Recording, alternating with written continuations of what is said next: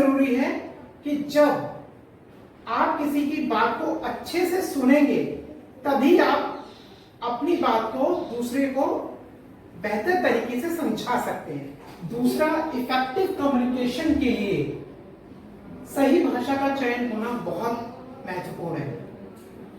जब भी हम किसी से बातचीत कर रहे हैं तो हमें ये स्पष्ट होना चाहिए कि सामने वाला उस भाषा का ज्ञान रखता है या नहीं। यदि हम जिससे बातचीत कर रहे हैं और उसे वो उस भाषा का ज्ञान नहीं है तो वो सामने वाला हमारी बातों को नहीं समझ सकेगा। इसलिए सही भाषा का चयन होना इफेक्टिव कम्युनिकेशन का एक महत्वपूर्ण भाग है। इफेक्टिव कम्युनिकेशन में अगला स्टेप है स्पष्ट शब्दों व वाक्यों का प्रयोग। ये बहुत जरूरी है।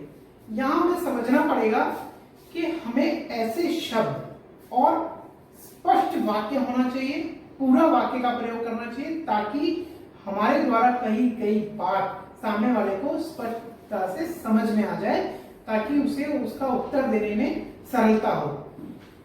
साथ ही साथ हमें ये हमेशा ध्यान रखना चाहिए कि जो हमारे वाक्य हैं वो हमारे ऑन टॉपिक होने चाहिए। जिस विषय पे हम चर्चा कर रहे हैं वो हमारे शब्द और वाक्य उसी से रिलेटेड होने चाहिए।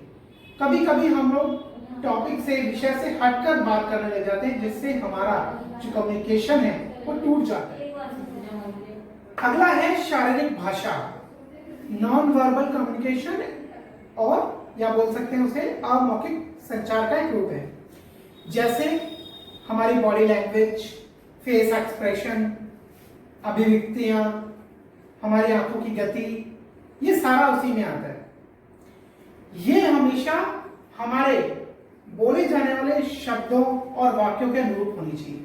कई बार हम किसी को अपनी बात समझाने के लिए सिर्फ इन संकेतों का भी प्रयोग करते हैं, चाहे वो हमारी बॉडी लैंग्वेज या एक्सप्रेशन पे हो सकते हैं या आंखें भी हो सकती हैं।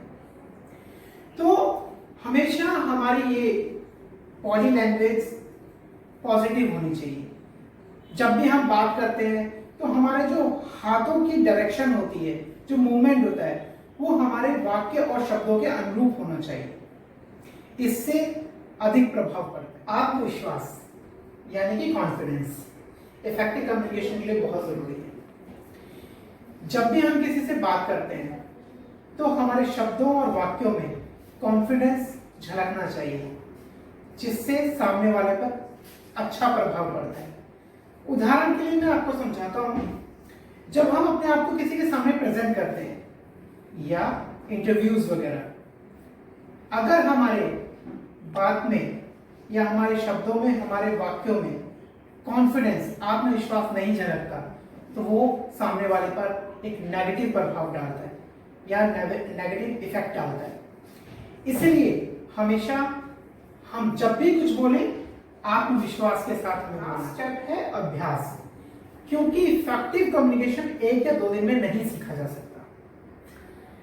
हमें इसके लिए निरंतर अभ्यास करने की जरूरत होती है। अभ्यास करते वक्त हमेशा कम्युनिकेशन की कमियों को ध्यान में रखकर करना चाहिए, ताकि हम उसको दिन प्रतिदिन इंप्रूव कर सकें। तो अंत में मैं आपको यही कहना चाहता हूं कि इन सभी स्टेप्स को फॉलो करके हम अपनी कम्युनिकेशन को इंप्रूव कर सकते हैं और इफेक्टिव भी बना सकते हैं। So let's improve our communication skills. Thank you so much.